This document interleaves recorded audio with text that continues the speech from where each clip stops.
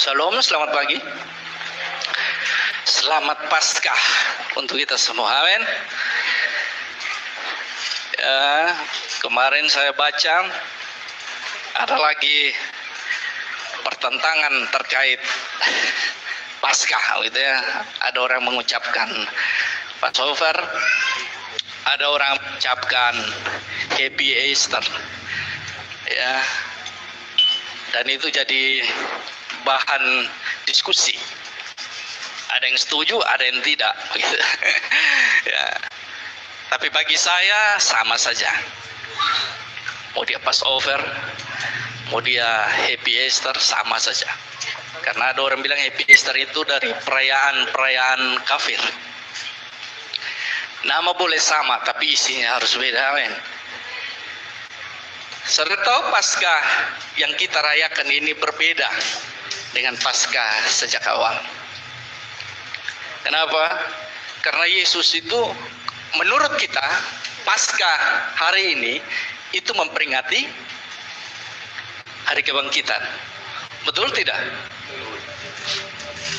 Tapi tahukah kita bahwa Yesus pun merayakan Paskah?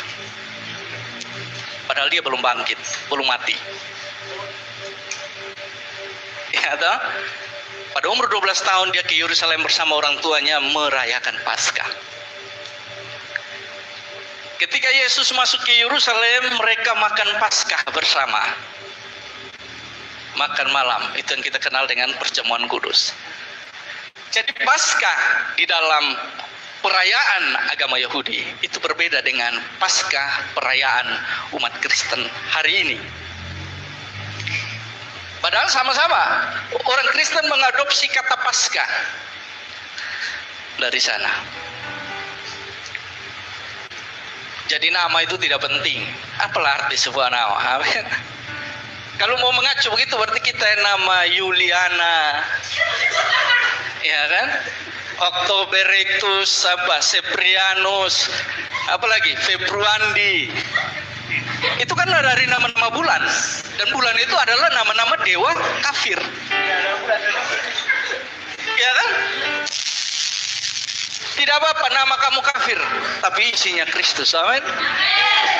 Daripada namanya Kristen, hatinya kafir, itu lebih parah, ya kan? Tidak masalah, nama itu tidak masalah, ya. Kamu mau nama apa saja, silakan. Mau kasih nama abjad pun silakan, ya. Pamelato itu namanya abjad semua. Nama pertama anaknya ABCDEF, ya. Abdef namanya. Suka-suka kamu lah, kan anak-anak kamu, bukan anak kita. Jadi ya terserah. Jadi nama itu tidak penting. Yang pasti hari ini kita merayakan Paskah, amin. Jadi daripada istilah yang membingungkan, lebih baik pakai bahasa sehari-hari kita sajalah. Yang kita tahu artinya, maknanya, ya kan? Yang kita tahu bahwa makna itu berpengaruh dalam hidup kita. Nah, itu dulu. Jadi kita merayakan Paskah itu karena kebangkitan Kristus. Ya, jadi bukan merayakan Paskah untuk memperingati keluarnya orang Israel dari Mesir. Ya. Itu dasar katanya Pesah, ya, dan lain sebagainya, itu kita tidak usah ngerti itu. Dan itu tidak menjamin saudara selamat, amin. Ya, kamu mengerti bahasa dunia pun nggak selamat. Itu bukan jaminan. Tapi jaminannya adalah ketika kamu percaya bahwa hari ini dia bangkit, amin. Harus percaya itu. Tapi banyak orang Kristen tidak percaya bahwa Yesus itu bangkit. Sedangkan dasar iman kekristenan, fondasi iman Kristen itu dibangun atas dasar pengakuan salah satunya bahwa ia bangkit. 1 Korintus 15 ayat 3 dan 4. Satu orang bacakan? 1 Korintus 15 ayat 3 dan 4.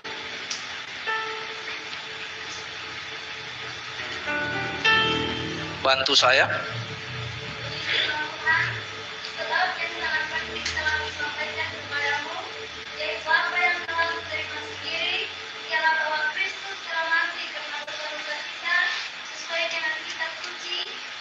ia telah dikuburkan dan bahwa ia telah dibangkitkan pada hari yang ketiga sesuai dengan kitab suci.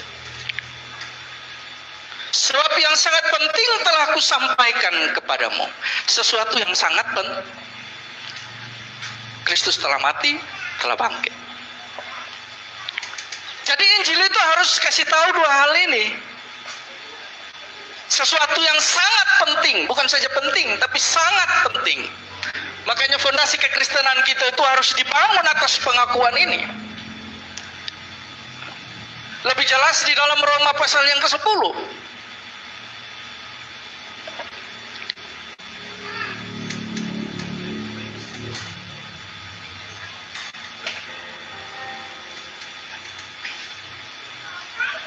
Ayat yang ke-9 dan 10. Bantu saya.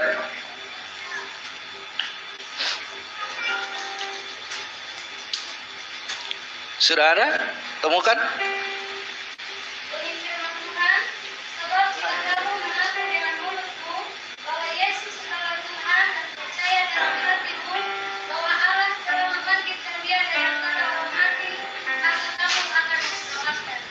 Karena dengan hati orang percaya dan dibenarkan, dan dengan mulut orang mengaku dan diselamatkan. Sebab jika kamu mengaku dengan mulutmu bahwa Yesus adalah Tuhan, jadi kalau kamu percaya Yesus itu Tuhan, dan percaya dalam hatimu bahwa Allah telah membangkitkan Dia dari antara orang mati, maka kamu akan diselamatkan. Jadi percaya dulu Dia bangkit. Karena banyak orang tidak percaya. Kenapa? Karena ada begitu banyak teori di luar kekristenan yang mau mengagalkan iman kita. Dalam Matius 28 itu dijelaskan di sana. Cerita yang paling klasik, yang paling tua mengatakan bahwa mayatnya dicuri. Amin. Itu cerita Alkitab. Itu salah satu cara untuk supaya orang Kristen itu tidak percaya akan kebangkitan Tuhan. Pertanyaannya, apakah betul dia dicuri? Tidak. Alkitab sudah menjelaskan itu. Mereka terima suap dan menceritakan cerita itu. Tapi itu cerita sampai hari ini masih ada.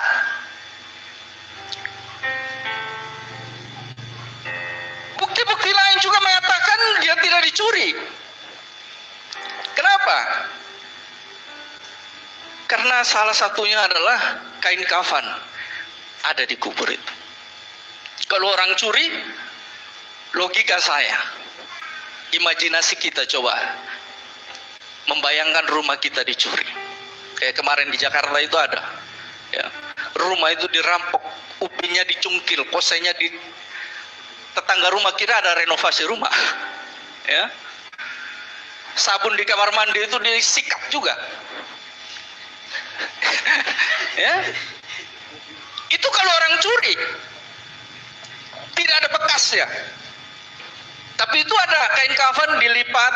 Kan tidak mungkin orang curi rumah lalu lihat piring kotor, tunggu saya cuci piring dulu. Ya toh? Tidak ada. Atau lihat kompor belum dimatikan, saya matikan dulu. Itu pencuri bukan baik hati tapi goblok. Ya. Tidak mungkin. Kalau mereka curi, angkat terburu-buru. Tidak mungkin mereka masih buka lagi kain itu, dilipat lagi, ditaruh lagi baik-baik. Tidak mungkin. Jadi logika kita saja tidak bisa menerima bahwa mayat itu dicuri. Lalu pertanyaannya, siapa yang curi? Ada yang bilang murid-muridnya, ada yang bilang musuhnya. Tapi dalam fakta sejarah, kalau murid-muridnya yang curi, ngapain sih mereka mau mati, menderita untuk bersaksi tentang Kristus? Toh tinggal mereka bilang, mayatnya kita yang curi, ini ada di sini. Tapi mereka mau terima aniaya, mereka mau terima penyiksaan untuk memberitakan bahwa Yesus itu sudah bangkit. Itu tidak masuk di akal. Tapi kalau musuhnya yang curi, itu lebih tidak masuk akal lagi. Ketika mereka bersaksi tentang kebangkitan Tuhan, pasti musuh-musuhnya akan bilang, ini di sini, ya, yang kamu bilang bangkit ini dia ada di sini. Makanya saya katakan tidak mungkin ya, Yesus itu bangkit. Ada juga teori yang mengatakan bahwa itu hanya halusinasi. Yesus itu tidak bangkit ya. Tapi murid-murid hanya melihat rohnya begitu. Kayak kita ya, orang tua atau orang yang kita sayangi meninggal, lalu ketika kita ke WC dia lagi duduk di samping situ. Nah itu halusinasi ya. Halusinasi itu hanya bisa dilihat oleh 1-2 orang. Paling kamu bilang itu dia di situ, mana. Yang lain pasti. Kenapa? Karena dia tidak lihat. Tapi Yesus dalam satu peristiwa 500 orang lihat. Itu Alkitab yang bilang, bukan saya ngomong. Apakah ini halusinasi? Tidak. Dan kalau halusinasi, orang itu tidak bisa kita ajak bicara. Yang pertama. Atau ada orang yang berhalusinasi sini lalu bicara dengan objek yang dia halusinasikan. Mungkin bicara, tapi apakah dia merespon? Kalau halusinasi, apakah kita bisa menyentuhnya? Sedangkan Thomas itu menyentuh. Kalau itu halusinasi, apakah Yesus makan ikan goreng? Cerita dalam Yohanes. Di pinggir pantai ya. Apakah orang yang objek halusinasi kita itu bisa makan minum? Tidak bisa. Yesus makan ikan goreng, Alkitab cerita. Apalagi kalau ikannya bandeng ya, Haji. Aduh, itu keren itu ya.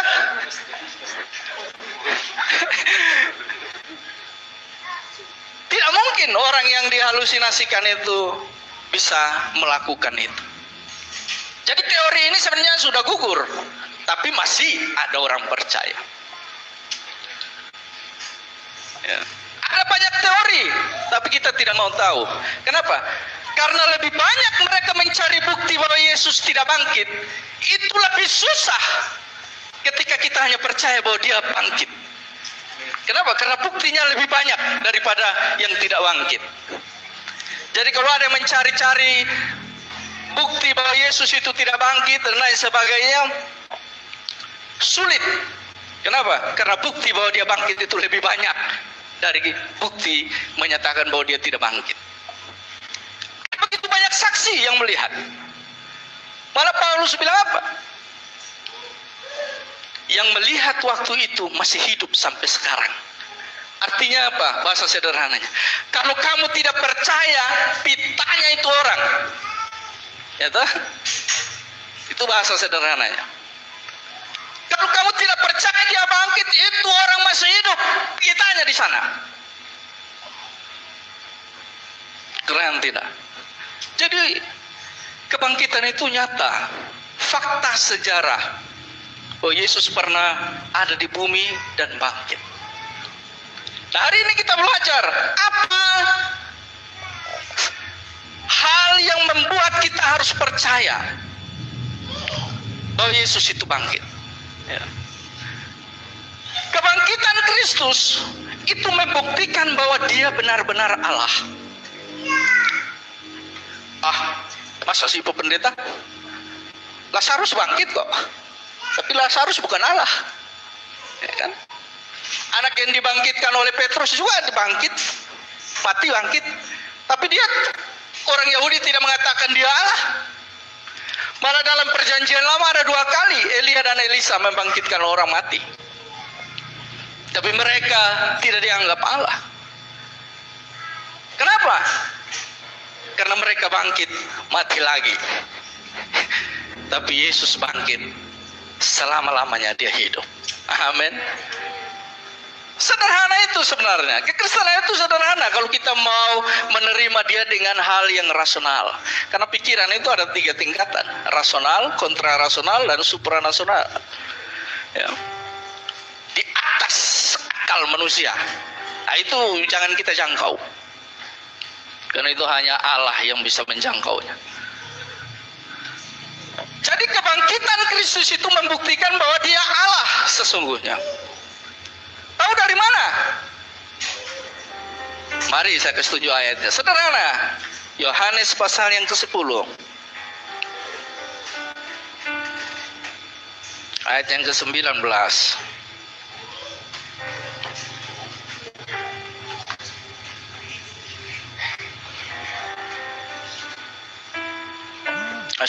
Ayat yang ke-17.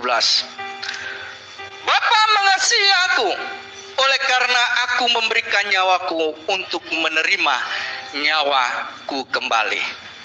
Ya, itu bahasa sederhana, menerimanya kembali. Ya. Tidak seorang pun mengambil daripadaku apa? Nyawanya. Melainkan aku memberikan nyawaku menurut kehendakku sendiri. Perhatikan. Aku berkuasa memberikannya dan berkuasa mengambilnya kembali. Siapa di sini yang berkuasa kasih dia punya nyawa lalu minta kembali? Kalau bukan Allah. Ayo bunuh beta dulu. Nanti beta ambil kembali itu nyawa. Ya, kau bunuh saya pagi ini, siang saya ambil kembali nyawa itu. Tidak ada. Tidak ada orang yang bisa senekat itu. Tapi Yesus bilang apa? Aku berkuasa memberikan nyawaku dan berkuasa juga mengambilnya kembali. Jadi Yesus itu bukan mati kamu bunuh itu, bukan. Yesus itu tidak mati ketika dicambuk habis-habisan. Enggak, dia tidak mati. Dia mati ketika dia bilang apa? Ke dalam tanganmu kuserahkan nyawaku. Artinya apa? Dia yang ngasih nyawanya. Jadi tidak ada orang bisa cabut nyawanya kalau bukan dia sendiri yang ngasih. Itu ada.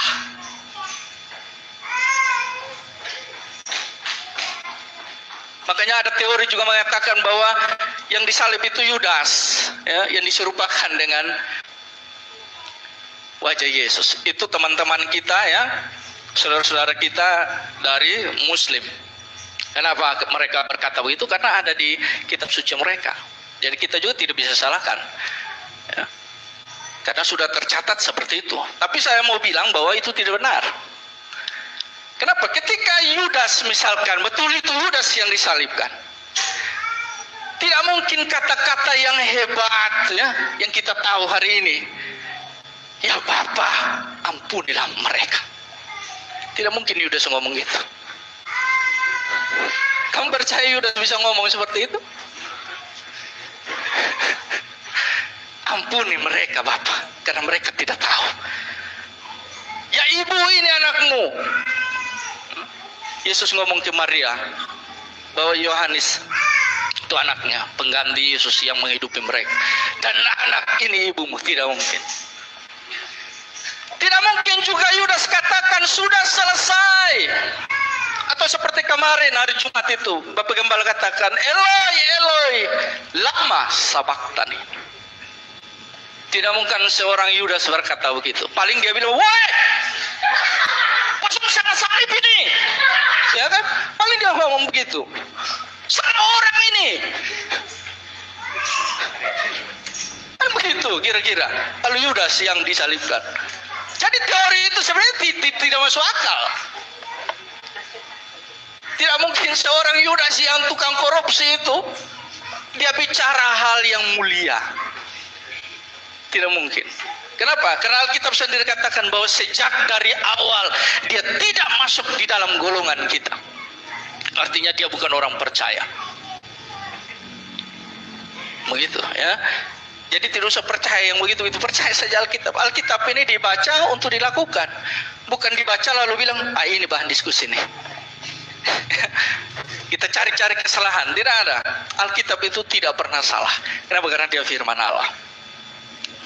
Makanya ayat kedua dari kebangkitan Yesus itu membuktikan bahwa Alkitab atau firman Allah ini ya dan amin, dan dapat dipercaya. Kenapa saya bilang dapat dipercaya dan dia itu ya dan amin? Karena ada banyak klaim Yesus tentang dirinya. Markus 8 ayat 10, ya. Markus 9 ayat 10, itu banyak. Dia bilang apa? Rombak bait Allah ini, dan dalam 3 hari aku akan membangun. Nah, kalau dia tidak bangkit, berarti yang dia omong ini adalah omong kosong. Yesus itu penipu. Ya toh? Jadi kalau Alkitab ini seluruh perkataannya itu tidak bisa diterima apabila dia tidak bangkit. Tapi karena dia bangkit, yang dia omong itu bisa dipercaya. Jadi kalau dia bilang aku akan menyertai kamu senantiasa sampai kesudahan zaman, percaya itu, tidak boleh ragu. Amin. Kalau dia bilang jangan khawatir, percaya itu. Dia bilang jangan takut, percaya itu. Apalagi yang dia bilang, percaya itu. Kenapa? Hal yang menurut kita paling sulit tentang kebangkitan saja dia bisa lakukan, apalagi hal remeh-temeh yang hari-hari kita gumuli. Masa Tuhan tidak sanggup?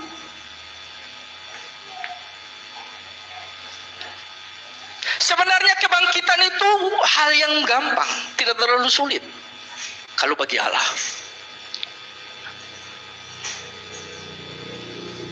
Itu jelas di sana. Bagaimana kita tidak percaya tentang kebangkitan?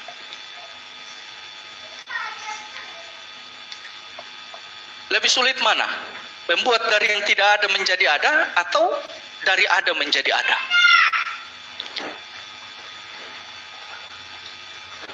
Lebih sulit mana?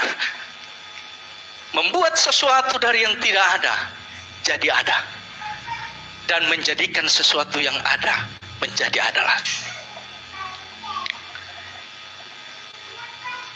Ketika seseorang melahirkan anak, anak itu tadinya tidak ada, tubuhnya tidak ada, jiwanya tidak ada. Ketika dia dilahirkan ke bumi, kita senang, kita percaya itu. Anak itu tadinya tidak ada, tapi ketika dia dilahirkan jadi ada, kita percaya. Itu hal biasa, padahal paling sulit itu. Dibandingkan dengan Yesus yang sudah ada, dijadikan ada lagi. Tubuhnya ada, jiwanya ada. Jiwanya itu rohnya sudah kembali kepada Bapa, tinggal disatukan. Ada lagi dia. Tapi kenapa orang menolak kebangkitan? Karena hal itu jarang terjadi. Kalau ada orang bilang, oh di Matawai ada yang melahirkan, puji Tuhan. Tapi kalau ada orang bilang itu di Mboka ada orang bangkit, masa? Kan begitu kita responnya. Masa? Pingsan kali tuh. Ya? Makanya ada juga teori mengatakan Yesus itu pingsan. Itu lebih tidak masuk akal lah. Bagaimana 3 hari orang yang dicambuki habis-habisan itu bisa jalan seperti orang normal? Gak mungkin. Kita yang bisulan aja, saya nggak mau dicambuk lah. Bisulnya di sini, permisi. Gitu? Kita jalan aja terseok-seok, ya kan? Ini 3 hari loh. Orang yang dicambuki habis-habisan jalan dengan santainya lalu bilang ini aku. Itu dia bisa butuh 6 bulan untuk pemulihan baru dia muncul di publik. Kalau Yesus itu pingsan. Amin. Yesaya bilang apa? Mukanya pun tidak lagi bisa dikenali. Itu Yesaya bilang. Hamba yang menderita itu. Sampai-sampai apa? Orang mau menjauhinya. Kenapa? Karena tidak kenal lagi ini orang. Saking dicambuknya habis-habisan. Ya kan? Tapi dalam 3 hari dia bangun, lalu dia ketemu orang, bicara. Itu kalau bukan Allah, siapa lagi? Setan pun tak bisa.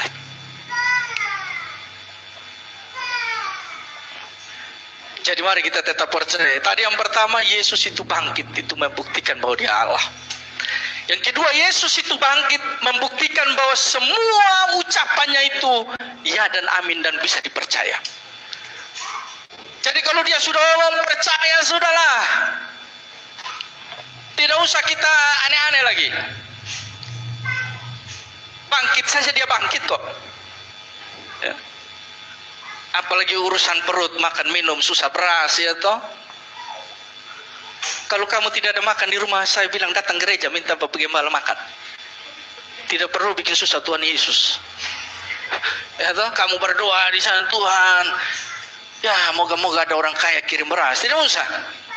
Kamu datang Bapak Gembala, saya lapar. Saya yakin Bapak Gembala kasih makan.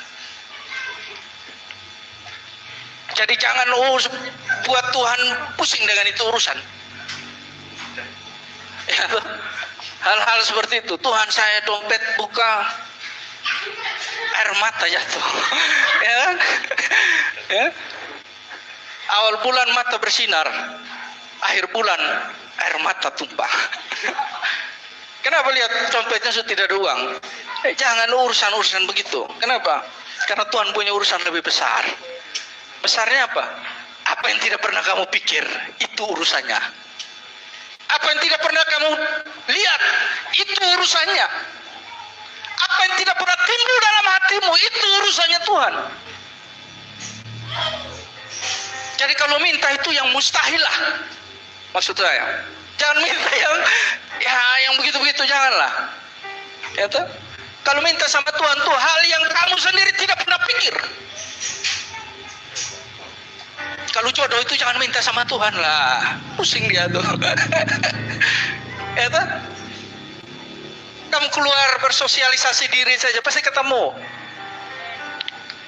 Ya toh? Ya tapi Pak Pendeta, Adam dan Hawa tidak begitu. Tuh. Tuhan bawa Hawa ketika Adam tidur. Betul. Saya tidak bilang Alkitab salah. Tapi kalau lu ganteng kayak Adam, ya toh? Adam itu ganteng loh. Kalau kau ganteng seperti Adam, tidur aja lah, dia pasti datang. Ini saya mau bilang. Tapi kalau pas-pasan kayak kita juga, doh, cari. Ya, kalau tampangnya kita begini, aduh, keluar rumah lah, sosialisasi diri, cari. Yang kau bikin pusing Tuhan. Ya. Jadi kalau ada yang bilang Adam tidur lalu Tuhan bawa Adam, nah itu yang saya bilang. Kalau kau gantengnya seperti Adam, ya. Itu nyamuk mau gigit aja Adam takut. Kenapa saya bilang begini? Orang dia telanjang waktu di taman itu tidak ada nyamuk yang sentuh. Kita masih pakai baju aja nyamuk masih cari. Ya kan? Demam berdarah di mana-mana. Nah itu. Hewan aja takut sentuh. Lalat mungkin itu kesleo, licin. Ya. Itu imajinasi saya. Mungkin ketemu duri-durinya patah. Karena dia tidak berpakaian, ingat. Adam itu tidak berpakaian. Ketika jatuh dalam dosa baru diambillah buat cawat itu dari kulit binatang. Coba kalau Adam telanjang lalu nyamuk itu, waduh, saya percaya dia mati karena DPD dah. Ya toh? Adam itu saya pasti mati karena malaria, pasti itu. Kenapa? Telanjang itu di hutan. Coba kamu telanjang di hutan Papua, pasti malaria falciparum. Itu kalau bukan mati gila. Serius ini. Ya, kalau darah putihnya sudah ke otak itu kalau bukan mati gila. Jadi kalau kanteng seperti Adam, tidur aja lah. Ya, pasti datang tuh. Rumah pasti digedor. Antriannya mungkin 2-3 kilo. Itu saya jamin itu. Tapi ingat, kalau kita seperti kita, ya, masih mengecap sesuatu hal, ya, carilah. Gitu ya. Jadi jangan sok-sok ganteng lah. Karena kamu sok ganteng itulah makanya kamu nggak nikah sampai hari ini. Ya toh? Hal yang berikut, apa yang membuat kita harus percaya kebangkitan Tuhan? Karena kebangkitannya membuktikan bahwa masa depan itu ada. Amin. Dia bangkit itu bukti bahwa ada masa depan. Kalau Yesus mati nggak usah lah. Ya, dia nggak bangkit-bangkit tidak usah. Alkitab bilang apa? Mari kita makan minum hari ini karena besok kita juga mati. Kalau tidak ada masa depan. Tapi karena dia bangkit, ingat masa depanmu ada. Kenapa? Karena dia bilang kepada murid-muridnya, ketika aku bangkit, aku akan mendahului kamu ke Galilea. Kata mendahului, artinya dia sudah ada di masa depanmu. Amin. Kalau hari ini kamu bergumul yang tidak pernah habis, ingat, dia ada di masa depanmu. Dia tunggu di sana. Makanya orang yang putus asa dia habis di sini, habis terpuruk. Tapi orang yang sukses, berapapun kali dia jatuh, dia bangkit lagi.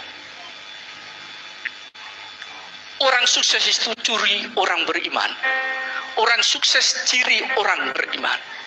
Kenapa? Karena 7 kali orang benar jatuh, dia bangkit lagi. Jadi kalau orang yang hari ini terpuruk lalu berhenti, itu bukan ciri orang yang beriman. Orang beriman percaya bahwa pengharapannya itu ada. Yeremia 29 ayat 11. Aku mengetahui rancangan-rancanganku mengenai kamu. Artinya dia tahu kita siapa. Dia tahu kemampuan kita. Dia tahu batas kelemahan kita. Kenapa? Karena dia yang cipta kita.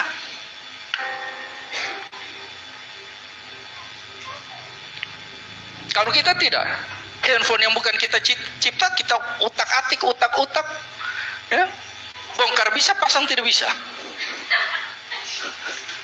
Kenapa? Karena bukan kita yang cipta itu barang. Kita hanya bisa kasih rusak. Makanya kalau tidak bisa menciptakan sesuatu, jangan bikin rusak apa-apa. Nah itu. Nah Yesus dia ciptakan kita, dia tahu kelemahan kita di mana. Dia tahu batas kekuatan kita sampai di mana. Makanya dia bilang apa? Dalam kelemahan mula itu, kuasa Tuhan itu jadi sempurna. Korintus katakan. Kenapa? Karena dia tahu batas kemampuan kita.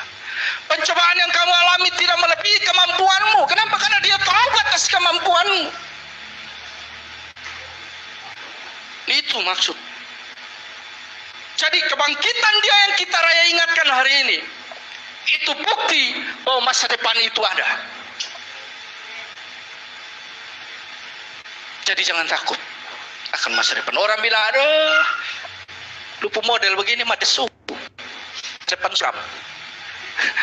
Ya. Tidak, saya mah DC. Masa depan cerah. Ya. Orang-orang dalam Tuhan itu masa depannya cerah, serius. Nggak suram itu. Makanya kalau kamu mau bangun komitmen dengan pasangan, pacar lah. Kalau ditanya orang tua, saya begitu, pernah ditanya, apa sih yang kamu punya? Jangan kau bilang cinta, itu orang tua tapi yang global. Kenapa? Karena dia sudah duluan. Jadi kau jangan ajar dia tentang cinta. Cinta itu tidak pernah ada.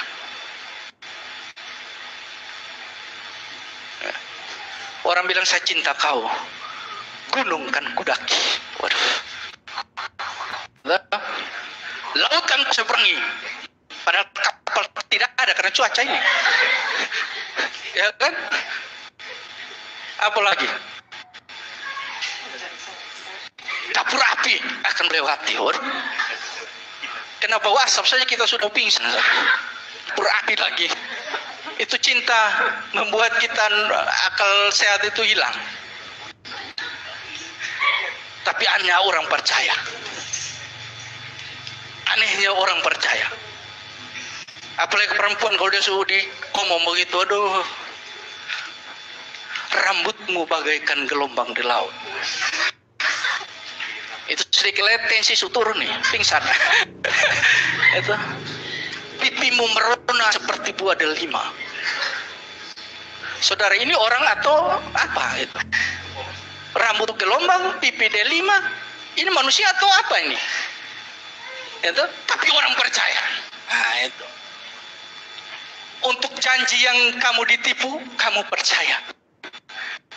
Janji Yesus yang tidak pernah menipu kamu, kamu tidak percaya. Ya ini logikanya harus jalan. Ada orang SMS, Bapak menerima hadiah. Itu sepeda motor, mobil itu kan lagi ramai itu. Miss Universe menipu itu. Miss Indonesia itu. Ya. Saya tidak tahu dia tipu atau pokoknya ada penipuan lah. Orang percaya, ratusan juta dikirim. Ujung-ujung ditipu. Itu saja kita percaya.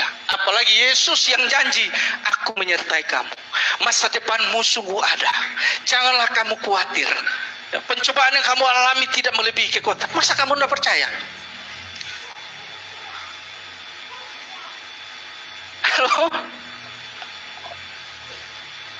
Ingat, masa depan kita sungguh ada. Kebangkitan itu membuktikan itu. Makanya Yesus dia tidak bangkit saja naik ke surga. Pesannya apa? Ya. Yohanes 14 ayat 3 itu. Coba satu orang baca. Yohanes 14 ayat yang ketiga. Bantu saya.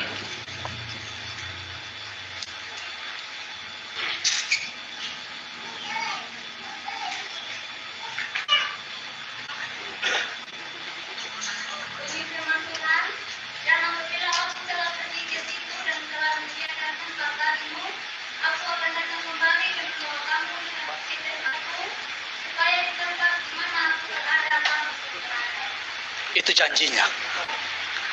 Itu setelah dia bangkit, dia bilang apa? Aku akan pergi ke surga. Bahasanya saya sederhanakan supaya kita ngerti. Aku akan pergi ke surga.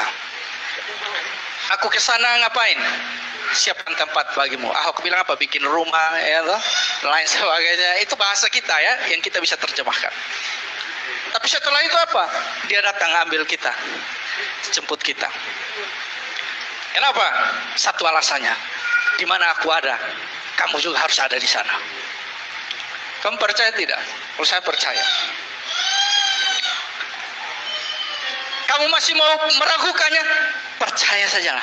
Kamu tidak ditipu kok, tidak rugi. Untuk hal yang kamu ditipu, kamu percaya. Untuk yang tidak pernah merugikan kamu, masa kamu tidak percaya?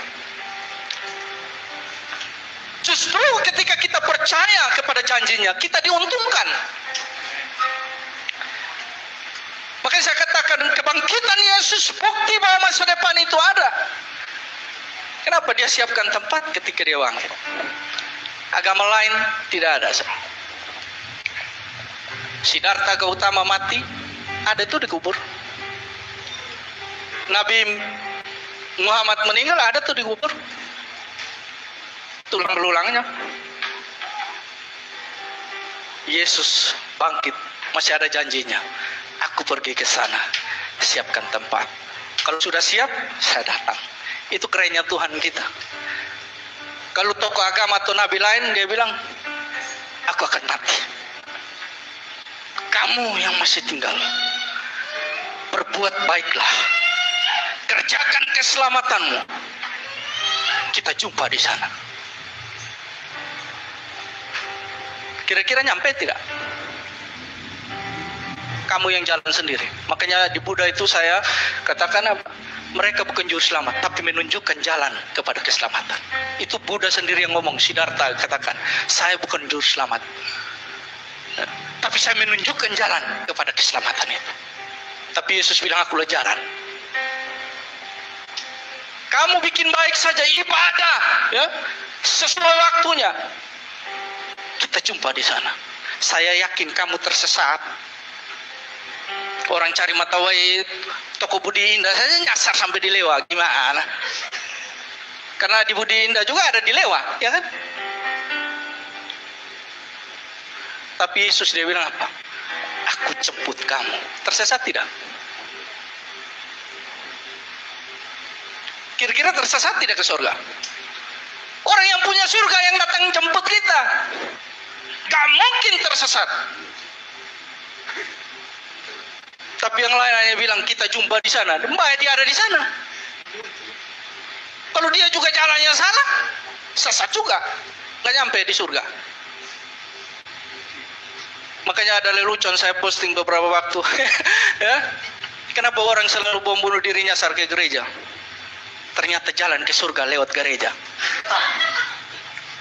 Ya tuh, siapa mau bantah? Kenapa tidak bom bunuh diri tempat lain saja? Ketika tanya mau kemana ke surga, kok bomnya di gereja? Orang jalan ke surga lewat gereja gimana? Ya kan? Logika kita sajalah yang waras. Ya kalau jalan ke surga lewat gereja masuk loh. Jangan bom-bom di luar. Ya toh? Lepas itu bom di sana masuk. Terima Tuhan Yesus. Amin. Harus begitu, ya toh? Nah, jadi kebangkitan Yesus bagi saya 3 hal itu dulu. Saya tidak mau banyak-banyak. Kenapa? Pulang lupa. Ketika di rumah orang rumah tanya, tadi khotbah apa? Pokoknya Yesus bangkit lah. Loh tadi ke gereja iya. Bagus, pokoknya khotbahnya bagus. Intinya Yesus bangkit. Yang tidak percaya neraka. Kita hanya bawa intinya ya. Tapi saya mau kita pulang, kita bawa cerita ini supaya orang makin percaya bahwa kebangkitan itu bukan sebuah cerita fakta sejarah biasa saja, tetapi itu menjadi fondasi iman kita. Ketika kita percaya kebangkitan, kita diselamatkan, kata Yohanes. Jadi itu komplit. Kematian, kelahiran, kematian, kebangkitan itu satu paket, tidak bisa dipisah-pisah. Kamu percaya kelahiran, tidak percaya kematian, sama doang. Kamu percaya kelahiran, kematian, tapi tidak percaya kebangkitan, podo ae, orang Jawa bilang. Itu? Kamu harus percaya 3 ini sebagai dasar iman kita. Setelah itu kamu bangunlah ngomong tentang mujizat apa, silakan. Ya. Kasih pindah gunung silakan. Itu urusanmu. Tapi ingat, kasih pindah sampah di rumah itu dulu, kasih bersih dulu. Karena musim hujan begini bikin genangan banyak itu. Jangan bicara pindah gunung dulu, pindah itu sampah dulu lah, kasih bersih rumah ya toh. Supaya jangan jadi sarang nyamuk ya, genangan air lalu orang lain celaka. Nah itu dulu. Ya. Kenapa? Karena orang beriman dilihat dari perbuatannya. Kamu tidak bisa bilang saya iman kepada Yesus. Ya. Tapi rumah itu sarang laba-laba. Omong kosong itu. Ya toh? Saya percaya kepada Yesus setiap hari ibadah, tapi itu cucian baju tumpuk di belakang. Orang beriman dilihat dari perbuatannya. Kenapa? Karena iman tanpa perbuatan mati. Saya orang beriman, tapi itu piring, aduh, sudah 2 minggu sudah cuci. Ya, piring keras tidak cuci. Kita kan sultan kaya. Kotor ambil di toko aja. Itu bukan ciri orang beriman. Ya, jangan. Orang beriman dilihat dari perbuatan. Jadi saya rasa cukup itu dulu 3 hal ini.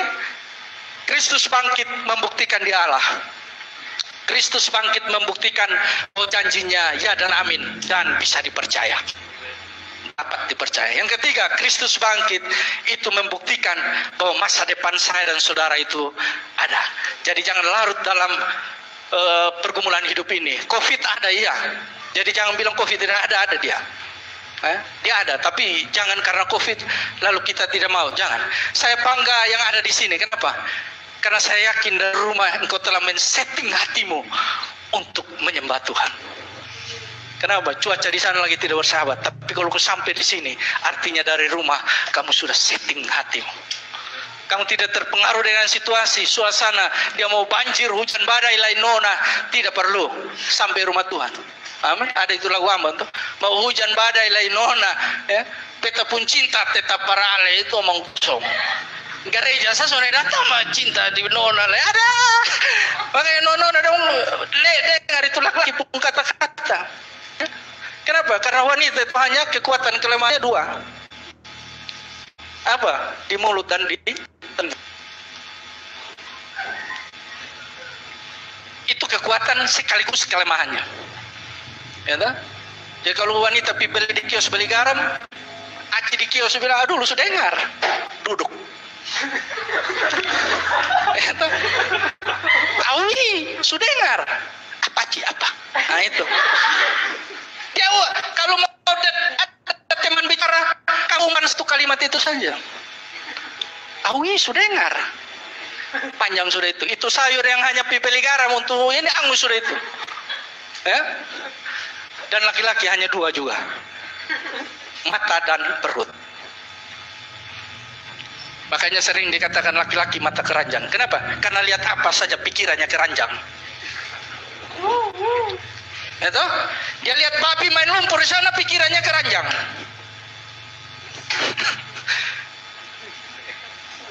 Ada pemandangan bagus nih Pak Pendeta. Ya, tapi pikiranmu kemana? Maka bukan mata keranjang itu artinya matamu dipakaikan keranjang, bukan. Kamu lihat sesuatu pikiranmu sudah ke tempat lain. Nah, itu maksudnya mata keranjang. Yang kedua adalah perut. Kalau mau dengar kita punya ocehan laki-laki, kasih makan dia. Kalau dia lagi lapar, kamu cerita tidak ada masuk. Tidak ada. Coba saja. Kamu punya cerita bagus, Papa. Anak pun nakal, dia tidak dengar. Lapar. Tapi kalau kasih makan dia, kamu cerita, Papa, anak nakal. Kermana? Nakal po gimana? Tapi lanjut makan. Nah itu laki-laki. Ya. Jadi perempuan, telinga dan mulut. Kenapa? Ada hukum 5.000 kata. Jadi kalau wanita satu hari tidak kasih keluar 5.000 kata, itu hormonnya terganggu. Serius, itu penelitian. Jadi dia akan cari teman cara mau di mana saja. Makanya orang bilang kalau perempuan sekumpul itu parah. Kenapa? Sebenarnya dia butuh 5.000 kata untuk dia ngomong. Karena di rumah tidak ada orang yang dia mau dengar dia punya pembicaraan. Makanya perselingkuhan di mana-mana bukan karena tidak cinta, bukan. Kenapa? Karena di sana mau lebih dengar dia omong kalau dia omong. Karena papa di rumah tidak mau dengar kalau dia omong. Makanya ada laki-laki itu sudah dengar. Tapi ingat kasih makan dulu. Ya tak? Karena buaya kalau di air itu tidak ganas. Tapi kalau dia di darat, baru dia makan semua. Makanya orang bilang buaya darat. Jadi itu ya. Telinga juga begitu. Dia harus dengar 5.000 kata. Baru dia bisa tidur nyanyi. Kalau tidak ya hormonnya bekerja tidak normal. Nah, jadi kita yang laki itu dengar saja lah. Kenapa? Karena kadang perempuan bicara itu dia tidak butuh jawaban. Dia bertanya itu bukan jawaban, bukan. Untuk 5.000 kata itu tadi. Kalau dia tanya papa sudah makan, tidak perlu. Jam makan papa pasti makan. Jadi itu hanya pertanyaan basa-basi. Aduh sayang di mana? Ingat makannya itu basa-basi. Kenapa? 5.000 kata. Ingat itu saja. Jadi kalau respon itu, kalau tidak dia cari orang untuk cerita, maka di sanalah awal mula bibit yang tidak baik itu ditabur. Nah, mungkin itu saja dari saya. Terima kasih dan selamat sekali lagi bagi kita semua. Amin.